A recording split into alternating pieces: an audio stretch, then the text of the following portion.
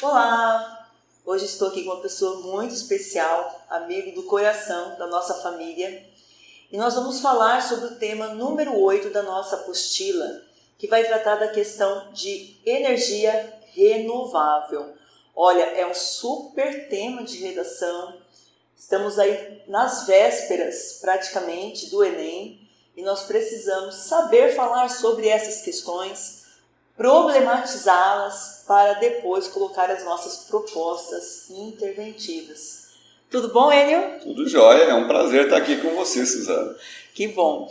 A gente faz tudo pelos nossos alunos, né? Às vezes tem uns certos temas que eles não dominam. Imagina, eles têm 17, 18, 16 anos de idade e às vezes assim estão ainda antenados em certos tipos de debates que existem há bastante tempo, né? E vive participando dos congressos, sabe um pouco mais sobre aquilo que hoje é o tema do momento, na minha opinião. É o tema do momento, né? E a primeira pergunta que eu gostaria de fazer para você é a seguinte: todo mundo fala hoje em energia verde. Todo mundo é muito simpático a essa ideia. É uma ideia que é preservacionista, é uma ideia que vem há muito tempo já sendo colocada nas nossas escolas, na imprensa, nas redes sociais, mas eu sei que existem vários obstáculos para a implementação dessa energia verde. Quais são esses obstáculos e como superá-los? Então, realmente é um grande desafio, né? Até então, a gente é muito dependente das energias fósseis, né, do petróleo especialmente, do carvão. No entanto, a gente precisa fazer esse movimento, ele é difícil, ele é um movimento que não se inicia rapidamente, se conclui rapidamente, mas é uma transição muito necessária, a gente precisa avançar nisso. O custo é muito alto, o obstáculo maior que a gente tem hoje é realmente o custo, porque você imagina plantas de energia solar, plantas de energia eólica envolvem grandes investimentos. O governo ele tem se esforçado para isentar o máximo possível essas fontes, especialmente a energia solar. Ela tem diversas isenções, tanto na importação dos equipamentos quanto na distribuição desses equipamentos dentro do país, né? A gente tem isenções que envolvem o imposto de importação, isenções que envolvem o ICMS, mas é um incentivo que, apesar dele vir, do governo fazer esse esforço para incentivar essas energias, elas são energias caras ainda, né?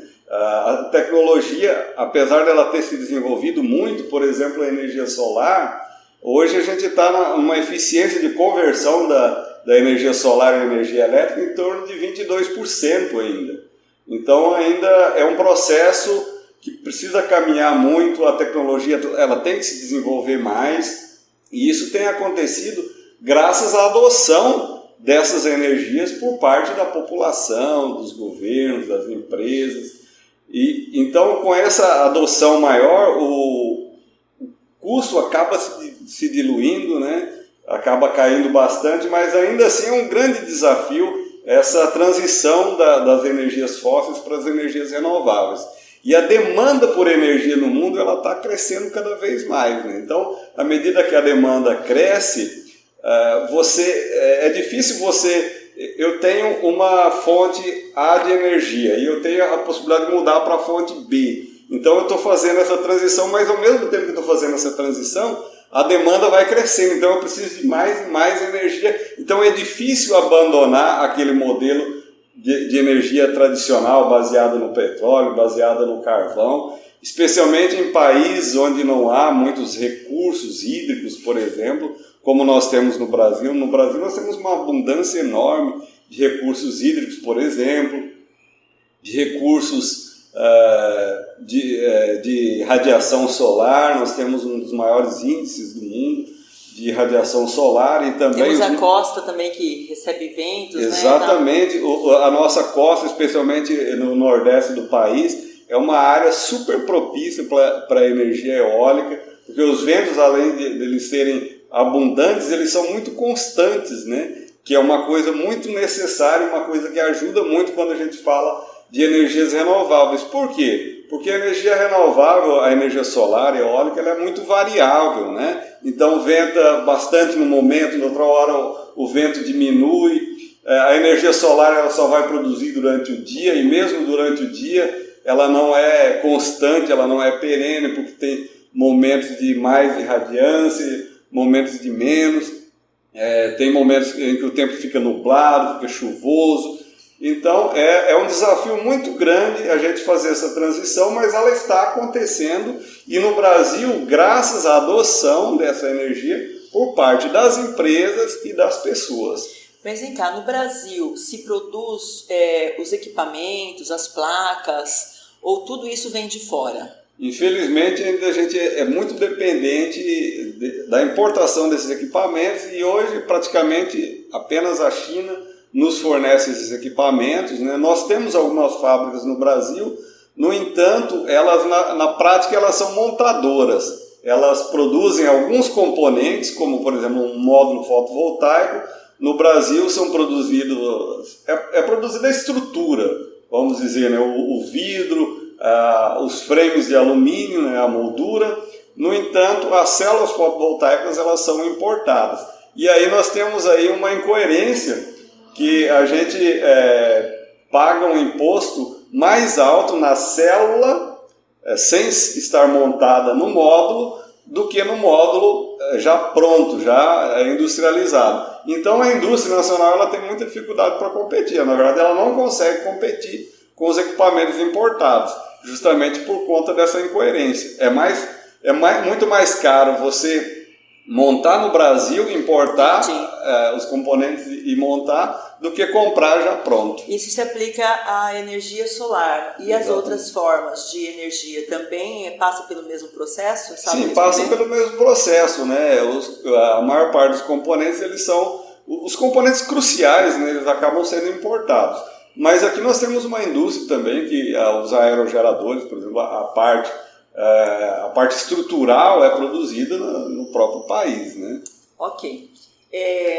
Correio Brasiliense, do dia 25/8, divulgou uma reportagem, e eu vou ler o trecho dessa reportagem, que é assim, diz assim: o receio é de que, sem o recuo das posições adotadas pela guerra da Ucrânia, os cortes aumentem, se tornem mais constantes ou mesmo definitivos à medida que o inverno se aproxima. As consequências poderiam variar de apagões. Nós já vivemos aqui no Brasil um apagão, você se lembra? Sim. Tinha a família toda dormir no mesmo quarto. Né? Não chegou a ser um apagão, né? Foi uma ameaça. Uma ameaça.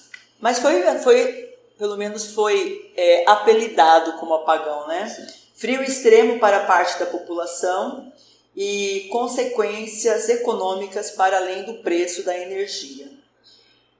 Isso está acontecendo. Vários meios de comunicação estão noticiando isso, né, na Europa ou em partes dela. Primeira pergunta é: o que aconteceu na Europa para eles chegarem a esse ponto? Mas o mais importante, isso pode também acontecer aqui no Brasil, porque o meu aluno tem que fazer uma redação contextualizada no Brasil. Ele pode até fazer referência àquilo que está acontecendo na Europa.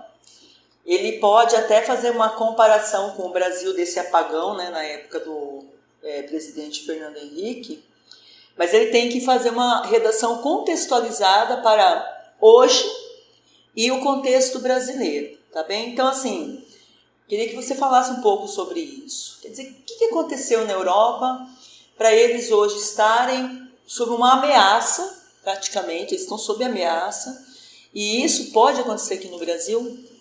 Eu acredito que na Europa o que aconteceu foi que eles se tornaram muito dependentes dos recursos que vêm da Rússia, né? Do petróleo, do carvão, do gás, especialmente o gás natural, né?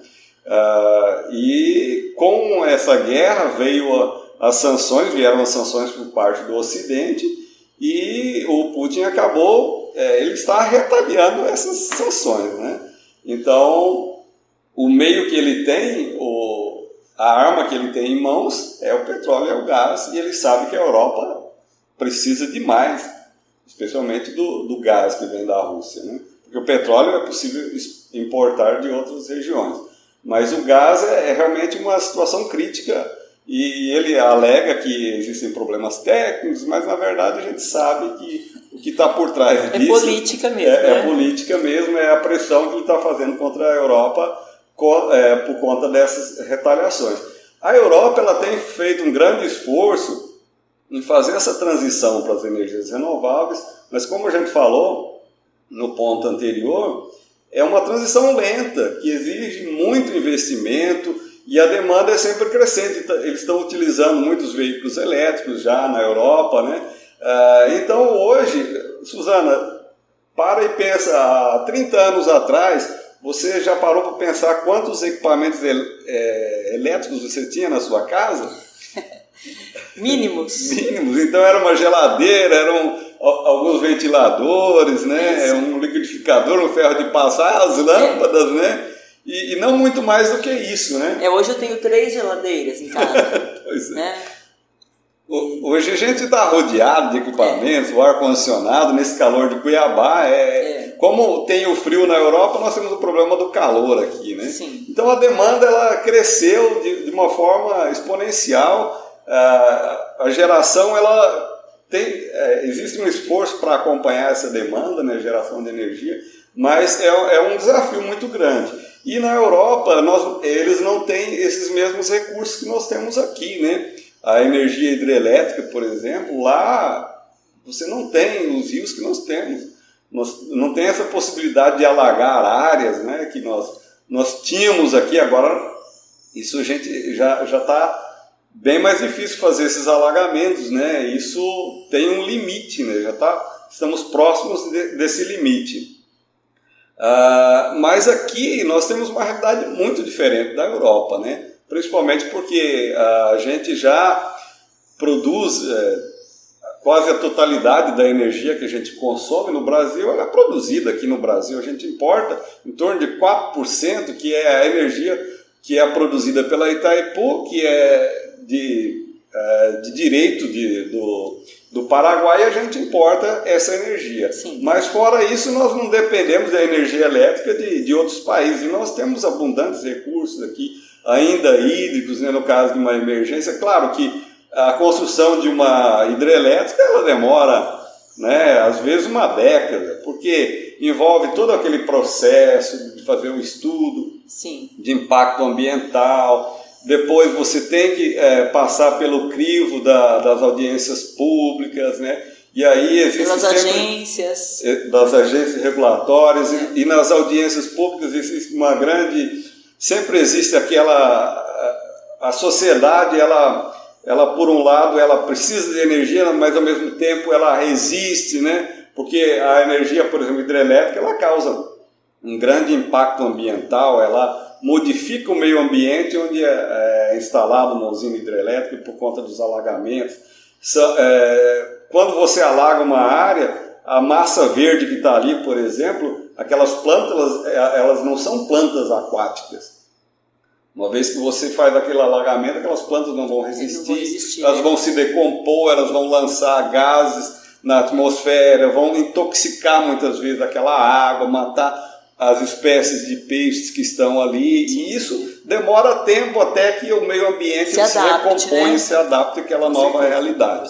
Então é um desafio muito grande. Aí depois começa a parte política, onde tem que licitar aquilo, onde vem o superfaturamento, onde vem o Ministério Público que bloqueia aquelas obras, aí depois eles vêm com o termo de ajustamento de conduta, liberam de novo, e aí vem os aditivos contratuais, e a gente sabe aquela história toda, né? Então, nós já estamos meio que no limite das hidrelétricas no Brasil. É a nossa grande fonte de geração de energia, e a gente não pode ficar dependente só dela, por esse motivo, e também pelo fato do regime de chuvas nem sempre ser constante. Agora, com as mudanças climáticas, a gente enfrenta grandes períodos de estiagem, né? E isso afeta muito. E aí a energia solar e eólica ela vai ajudar muito nesse sentido. Quando você está produzindo muita energia solar e eólica, que por enquanto a solar ainda é muito, ainda tem um impacto pequeno, mas à medida que você produz essa energia, você consegue salvar a água que está nos reservatórios, né? Então você economiza aquela água, e a água no reservatório é uma forma de energia. Certo. É energia potencial, que ela pode ser convertida depois em energia elétrica através do processo que acontece ali, né? Então, nós temos essas fontes abundantes, é claro que a gente não pode se acomodar, a gente tem que fazer essa transição, ela está acontecendo, precisava ser mais acelerada, e infelizmente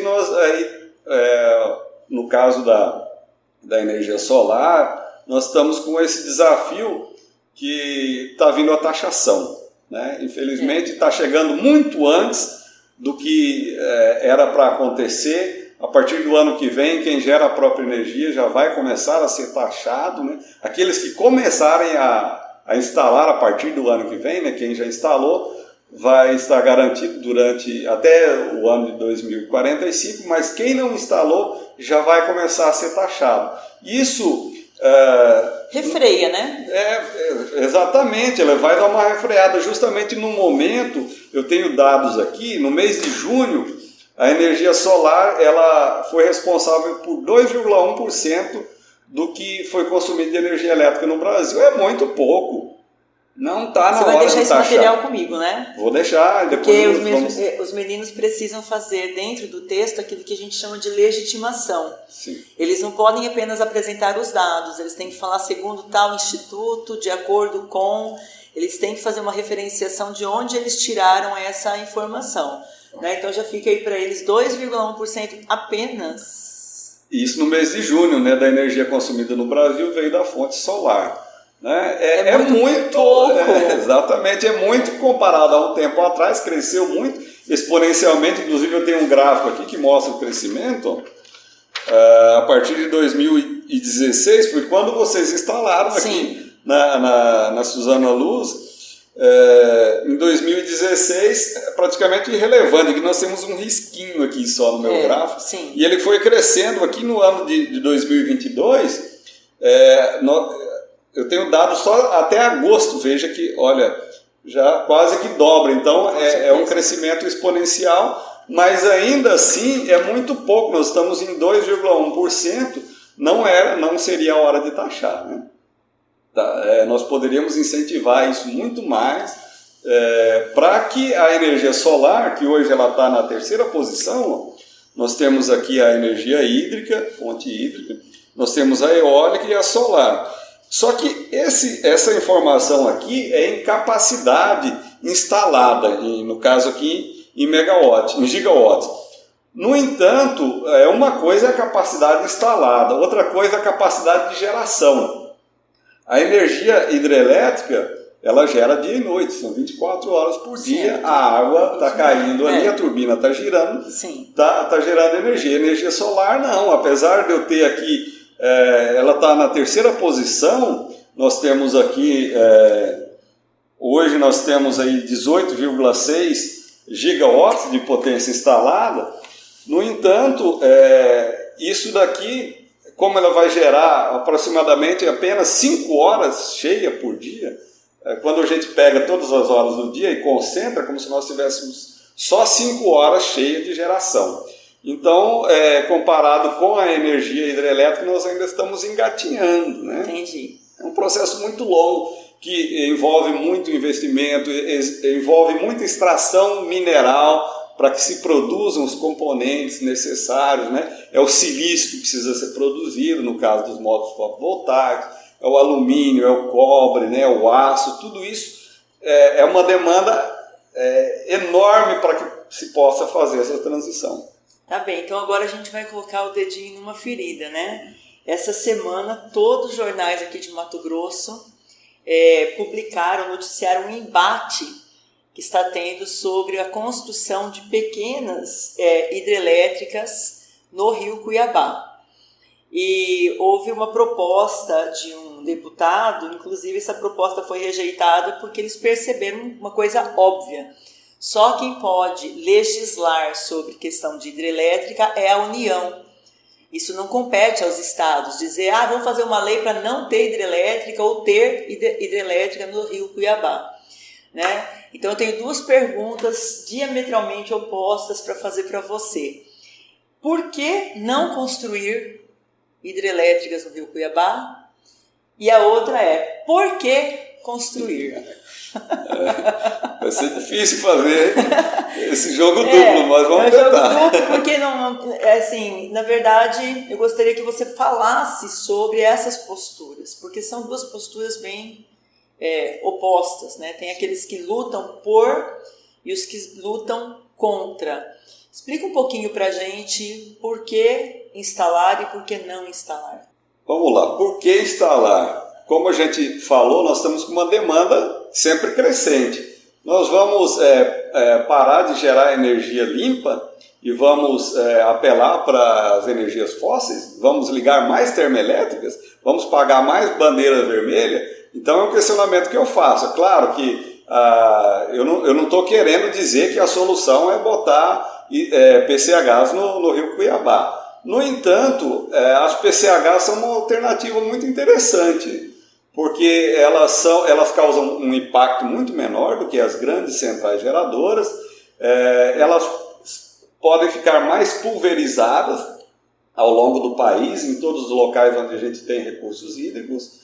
Naqueles locais a gente vai poder alagar muito pouco, vai ter que alagar muito pouco, e essa energia ela vai ser produzida um pouco mais próximo do ponto de consumo. Por exemplo, se nós tivéssemos PCHs aqui no Rio Cuiabá, essa energia sairia ali da geração, poderia ir para uma subestação e já ser consumida na cidade, sem a necessidade de fazer uma grande linha de transmissão. Talvez precisaria integrar o sistema nacional, mas essa integração também ela não seria difícil, porque ela vai estar muito próxima ao ponto de consumo. A maior parte dessa energia já seria consumida ali mesmo, não precisaria ser transmitida. Então essa é uma das vantagens. O impacto não é tão grande porque o alagamento, o leito do Rio Cuiabá, se a gente passar pelas pontes, a gente observa que a água está bastante baixa no leito do rio, então ela teria a possibilidade de subir bastante e ainda assim não alagar. Então a gente conseguiria gerar energia apenas utilizando o próprio leito do rio. Só que isso, claro, tem os desafios que a gente poderia só deixar acumular água e subir o nível nos momentos em que tem bastante abundância de água. Isso pode demorar um tempo. Não é apenas num regime de chuva de um ano que você vai... Se você fizer isso, você tem um impacto no Pantanal, né? Sim. Você vai secar o Pantanal. Então a gente precisa, talvez não no Rio Cuiabá, mas é necessário que a gente cresça mais nesse sentido de ter mais PCHs espalhados pelo país. Então aí você já está respondendo a segunda pergunta, né? Por que construir, né? Por que construir? A primeira pergunta era por que construir, né? E a segunda, por que não construir? Não, tudo bem, podemos inverter, sem problemas, sem problema. Por que não construir? Por conta do impacto ambiental, né? Especialmente por conta da flora fluvial, que depende do rio para fazer a sua reprodução. 90% da flora que nós temos no Rio Cuiabá hoje, da fauna que nós temos no Rio Cuiabá, ela é uma fauna que depende da piracema, são peixes que migram para o seu processo de reprodução. Então, essas barragens, né, elas prejudicariam muito esse processo de migração. Tem lá as escadinhas que eles colocam para os peixes subirem, né? Mas aí eu faço aquela brincadeira, mas não basta ter a escada, tem que ter uma placa dizendo para o peixe onde está a escada. Né? E às vezes é muito difícil, né? E eles encontrarem realmente aquele caminho para que possam subir o leito do rio e fazer a sua reprodução, né? E você imagina, estão pedindo já R$70 um quilo de pintado, né? Imagina como que isso vai ficar depois, né? Verdade. Então, seria um impacto muito grande, né? Especialmente nas populações ribeirinhas, nas pessoas que dependem da pesca, né? Então, esse é o desafio, esse. O desafio maior é esse.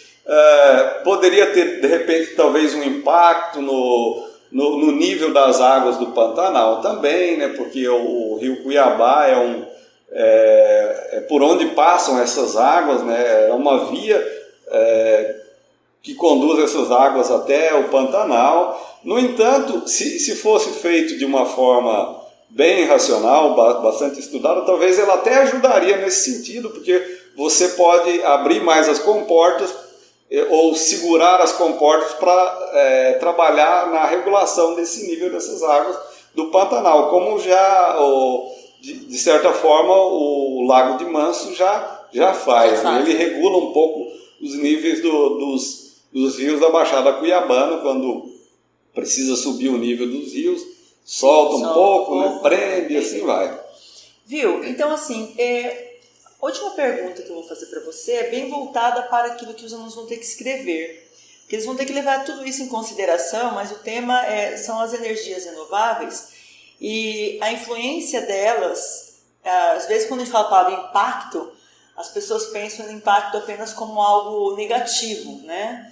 Mas o impacto também ele pode ser positivo. Como que a exploração, todo esse circuito de comércio e de serviço, da instalação de energia solar, eólica, maremotriz, que a gente até esqueceu de falar da maremotriz nesse imenso litoral que nós temos, como que isso afeta a economia, a empregabilidade, o giro comercial, esse impacto, ele tem se mostrado forte ou ele ainda é fraco, na sua opinião? É uma grande oportunidade, né? Ao mesmo tempo que é o desafio, né? Essa transição, ela é uma grande oportunidade da economia, de fazer a economia girar. Então, hoje, em que a gente envolve a economia na questão das energias renováveis? Primeiro, as pessoas que adotam essa energia, elas vão ter uma grande economia. A gente estava até conversando aqui na Suzana Luz, quando foi instalado a partir de 2016, vocês começaram a gerar a própria energia. Hoje, o investimento que vocês fizeram já se pagou. Sim. Então, atualmente, vocês têm energia de graça. Então, isso é ótimo para o bolso de quem adere a essas tecnologias, né? Nós temos oportunidade de pesquisa nesse campo, de estudo. Por exemplo, você citou aí a energia maremotriz. Então, é uma fonte ainda pouquíssimo explorada no Brasil, com essa costa enorme que a gente tem. As praias, nem todas as praias são propícias para banho, né? Muitos locais têm muitas pedras, só tem pedras, são regiões inacessíveis. Você pode ter ali uma geração, aproveitar as ondas que estão chegando ali no litoral e transmitir aquela energia para os locais de consumo, né? Então seria uma grande oportunidade de desenvolver essa indústria, né? Nós já temos a indústria desenvolvida aí da energia eólica, né? Inclusive o Brasil ele exporta aerogeradores, né, para outros países. Nós temos uma indústria já bem forte, né, nesse sentido. Nós temos aí essa grande oportunidade da energia solar. É uma oportunidade para quem importa, para quem distribui, para quem transporta esses equipamentos até os locais de instalação. Uma oportunidade para engenheiros. Hoje em Cuiabá, Cuiabá é a terceira cidade em potência instalada de energia solar. Verdade. Nesse momento, há meses atrás, a gente estava em primeiro lugar.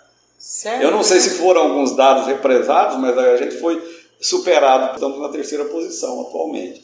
Então, assim, hoje quem estuda, por exemplo, eletrotécnica ou engenharia elétrica não vai ficar desempregado em Cuiabá, em momento algum. Sempre vai ter uma oportunidade de trabalho. Então isso é a economia que está sendo favorecida por essas fontes. Com certeza. Né? Quem instala energia solar nas residências... Tem mão de obra para isso ou vocês têm que formar? A mão de obra está sendo formada, o Senai dá um grande apoio nisso e as próprias empresas que estão nesse trabalho de qualificar a sua mão de obra, né? É um desafio grande também, mas é uma oportunidade até para quem vai dar manutenção, para quem vai lavar esses módulos fotovoltaicos, por exemplo, no caso da energia solar. Então, ela é uma grande oportunidade, né?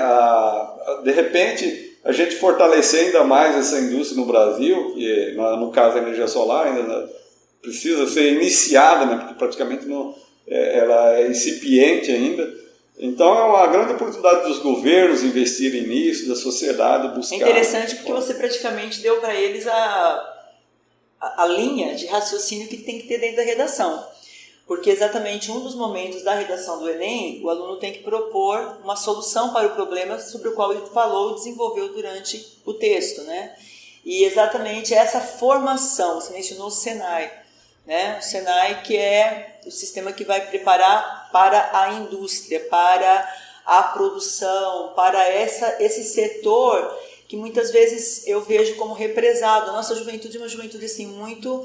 Aqueles que gozam de uma condição social melhor, querem lá os cursos. Medicina, direito, às vezes a engenharia, mas pensam em construção de prédio ainda, aquele modelo muito tradicional de emprego da engenharia, né?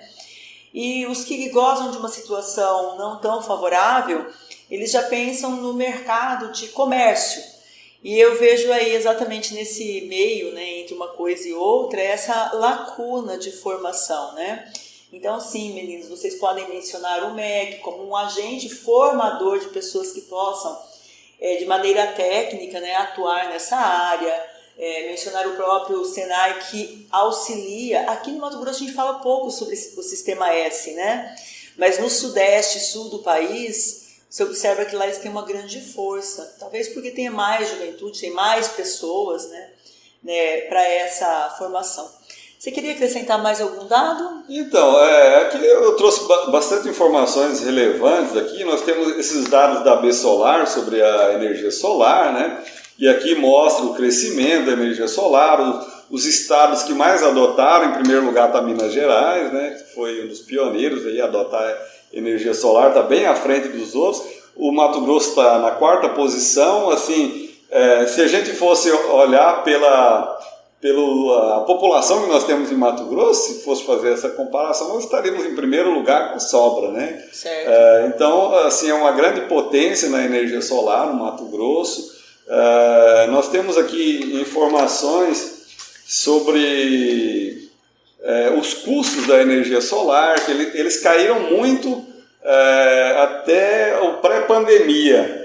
Aí, com a chegada da pandemia, começou a subir um pouco, né? Como tudo, a demanda mundial ela cresceu muito. A demanda na Europa hoje ela está muito forte, então puxa muito os recursos lá para a Europa, né? A produção dos equipamentos, a Europa está puxando muito por conta dessa reação que eles estão tendo que ter, né, de última hora contra a questão do petróleo, né?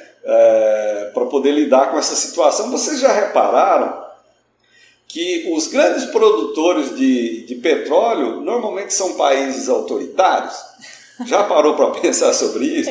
Então, é mais um motivo para a gente se livrar do petróleo. Ele não faz bem para a humanidade, não só em termos da questão da sustentabilidade, do impacto ambiental que ele causa, que a gente já sabe que é absurdo, que esse grande aquecimento, né, que está acontecendo aí, que a gente está presenciando todo dia, mas também é uma coisa que afeta a humanidade na sua liberdade, no seu bem-estar. Se você pegar lá Irã, Iraque, grandes produtores, Arábia Saudita, Emirados Árabes, a nossa vizinha Venezuela, grandes produtores e exportadores, não? Então o petróleo ela acaba alimentando essas ditaduras, esses governos autoritários, né? Na Rússia agora nós estamos vendo isso também, que há um tempo atrás era tido como um país até democrático, né? E agora a gente já vê que não é mais uma democracia, né?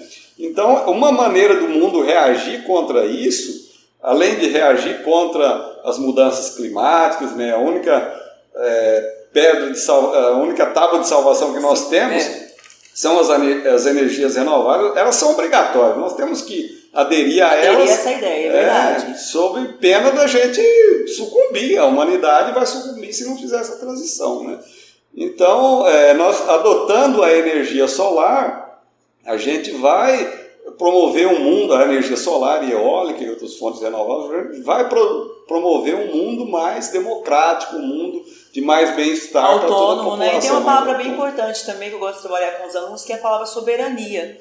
O país tem que ser soberano naquilo que ele depende, né? Então, soberania em termos de política, em termos de energia, soberano Hoje, no mundo da globalização, é difícil ter uma total, né, independência, mas a independência, ela é uma coisa, soberania é outra, né? A gente não pode sofrer. Muito bem, eu adorei essa nossa conversa, né? Que bom que você veio. Obrigada, Enio. Eu vou deixar com você algumas referências, né? Sim. Depois para você. E eu vou, passando. esse vídeo ele vai para o YouTube e lá nos comentários do vídeo eu vou colocar essas referências para eles poderem usar como repertório na redação. Espero que você tenha gostado, tá bem? Siga aqui o nosso canal, esteja sempre conosco e vamos fazer excelentes redações sobre esse tema de energia renovável e os impactos que essa energia gera, positivos, negativos, para a nossa economia e para o nosso meio ambiente, tá bom? Grande abraço!